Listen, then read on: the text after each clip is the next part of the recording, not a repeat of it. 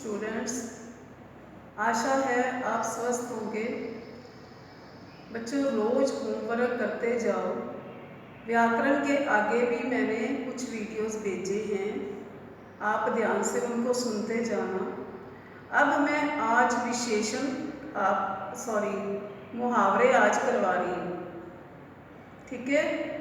तो सबसे पहले समझो मुहावरा होता क्या है। मुहावरे स्वतंत्र वाक्य नहीं होते, ये क्या होते हैं, वाक्य के अंश होते हैं। इनकी भाषा रोचक और प्रभावशाली होती है। वाक्य में इसलिए इनका प्रयोग किया जाता है ताकि भाषा प्रभावशाली और रोचक बन सके। जैसे अंगूठा दिखाना। मैं किसी काम के लिए अगर किसी को मना करती हूँ तो सीधी भाषा में मैं ना करके उसको मैं किस भाषा में बोलती हूँ कि मैंने उसको अंगूठा दिखा दिया, जिसका अर्थ ये है कि मैंने उसको मना कर दिया। अभी देखो, जैसे अब है लोकोक्ति।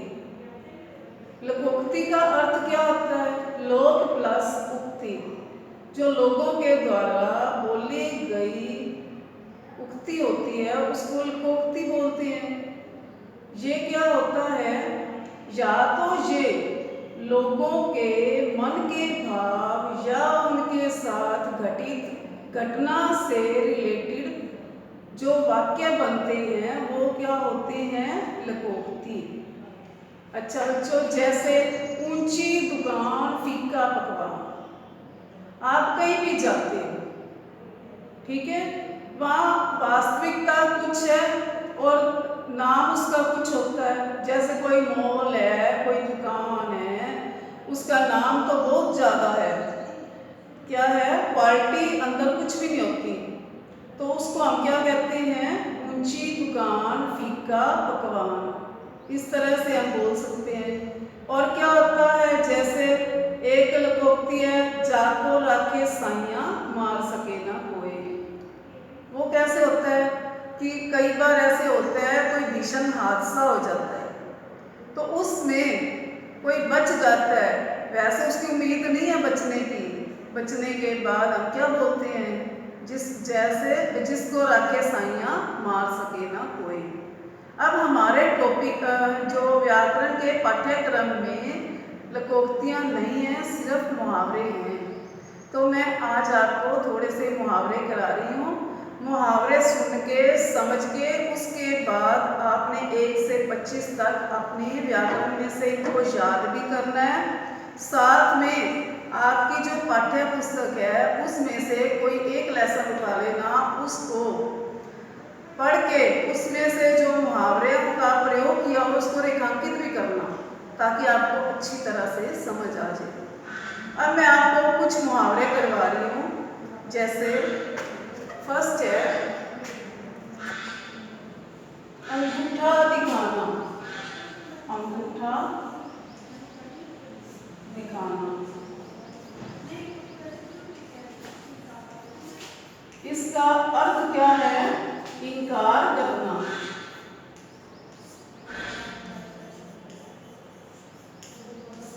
हाँ, तो इसका वाक्य प्रयोग कैसे करेंगे, देखो, सीता ने मुझे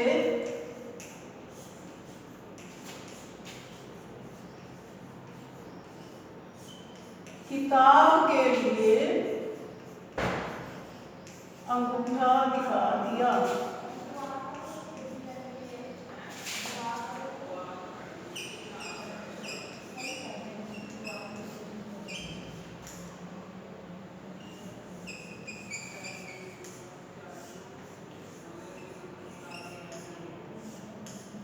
ठीक है, अब हमारे पास है दूसरा मुहावरा, अटा पढ़ना। अटा पढ़ना। अटा पढ़ना का अर्थ क्या है, भरा होना। भरा होना। अब इसका वाक्य बनाएंगे। आजकल हमारे बाजार चीनी माल से अटे पड़े हैं। ठीक है बच्चों, समझ आ गया आपको। तीसरा मुहावरा है हमारे पास, आंखें चुंधिया जाना।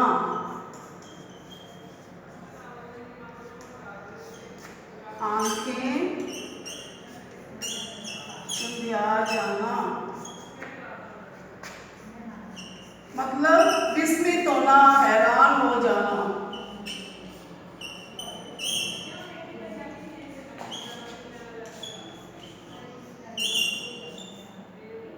ठीक है, हाँ, इसका वाक्य कैसे बनाएंगे? देखो, आंखें चुंधिया जाना मतलब हैरान हो जाना। राधिका के पास इतना कीमती सामान देखकर मेरी आंखें चुंधिया गई। राधिका के पास इतना कीमती सामान देखकर मेरी आंखें चुंधिया गई। अब उसके बाद ईंट का जवाब पत्थर से देना।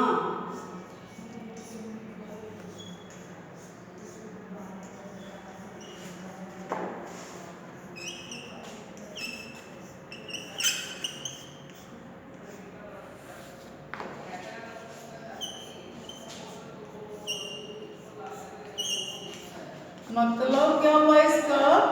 बलपूर्वक उत्तर देना।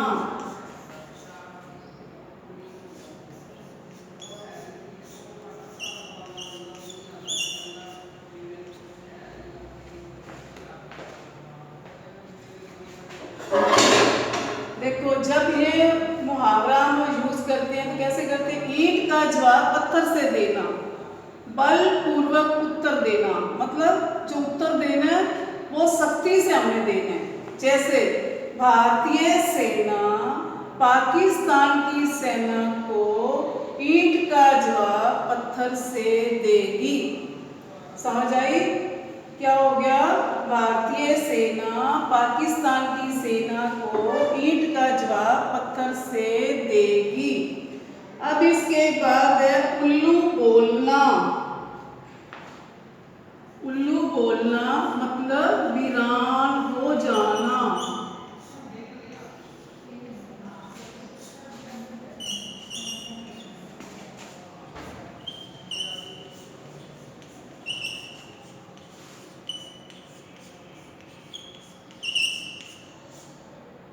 अब देखो बच्चों, उल्लू बोलना वीरान हो जाना। कई बार क्या करते हैं हम लोग, कहते हैं कोई पुरानी बिल्डिंग है, कुछ है, तो वहाँ पे क्या होता है, वहाँ पे बिल्कुल अब सुनना पड़ जाता है। जैसे कोई जाता नहीं आता नहीं, एकदम सुनसान सी जगह हो जाती है। तो उल्लू को कई बार देखते हैं तो उल्लू भी क्या है, उल्लू वीरानगी का सुन्नापन का प्रतीक भी माना जाता है। तो क्या कह देते हैं, वहाँ मत जाओ, वहाँ सिर्फ उल्लू ही बोल रहे हैं। ठीक है, तो इस तरह से ये हैं मुहावरे और इनका वाक्य प्रयोग। अब 6वां है, 1 और 1 11 होते हैं।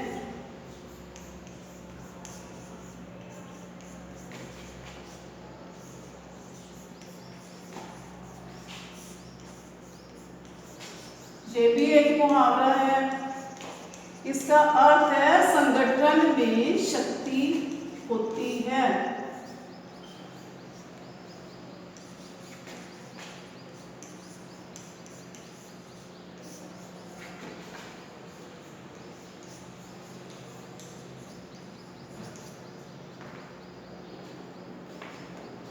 अब इसका वाक्य कैसे बनाएंगे? 1 और 1 11 होते हैं, अर्थ है संगठन में शक्ति होती है। देखो,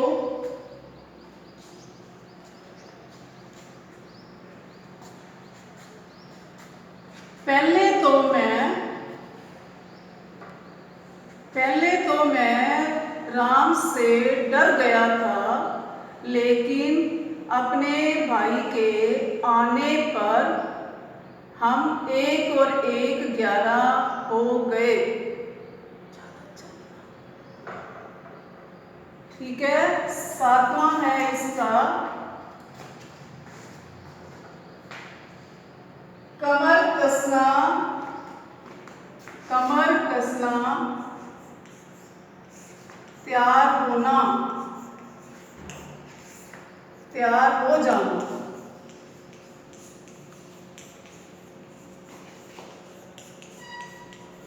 स्कूल के लिए तैयार हो जाना नहीं होता बच्चों, ये होता है किसी काम को करने के लिए कमर कसना होता है।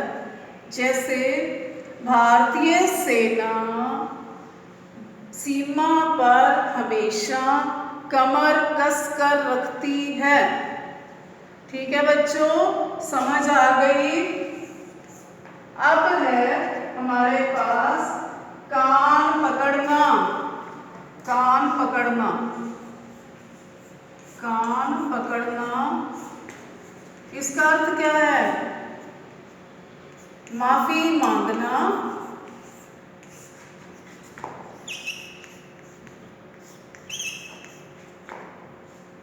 आगे से गलती ना हो, आगे से गलती नहीं करने पर।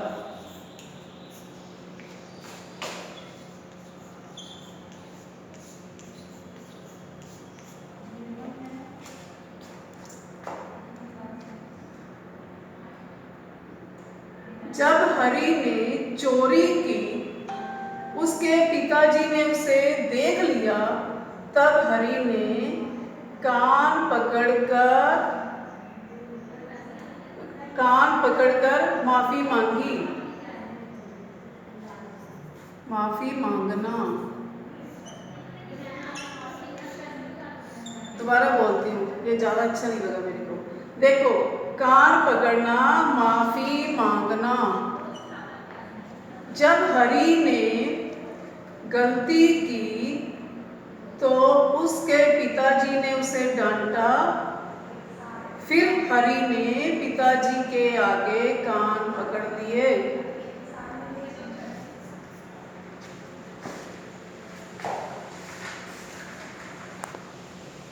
ठप हो जाना, रुक जाना या बंद हो जाना। ठप हो जाना,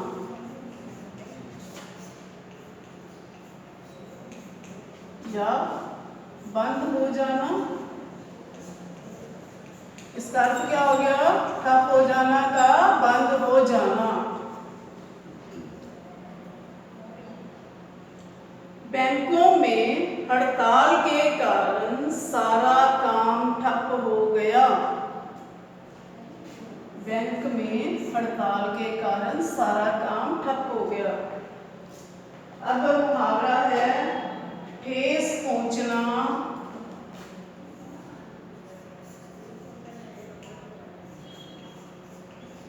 मतलब क्या हो गया? दुख पहुंचना। आप कई बार सुनते हो ना, किसी को बात करते हुए कि उसने मुझे ठेस लगाई। ठेस पहुंचना, दुख पहुंचना। अपने भाई की मृत्यु का समाचार सुनकर उसे बहुत ठेस पहुंची। ठीक है बच्चों, इस तरह आप सारे मुहावरे ध्यान से पढ़ना और उनको वाक्य प्रयोग अपनी तरफ से भी कर सकते हो। जरूरी नहीं कि व्याकरण की बुक में जो वाक्य दे उसको ही आपने रट्टा लगाना है। कोशिश किया करो, आप अपनी तरफ से ही बनाया करो, वो ज़्यादा अच्छे बनते हैं। ठीक है, एक तो इसको बनाने में आपका दिल लगा रहेगा, दूसरा आपकी जो क्रिएटिविटी है वो बढ़ेगी। ठीक है बच्चों, अब आप मुझे उम्मीद है कि काम करते रहोगे। वंदे मातरम।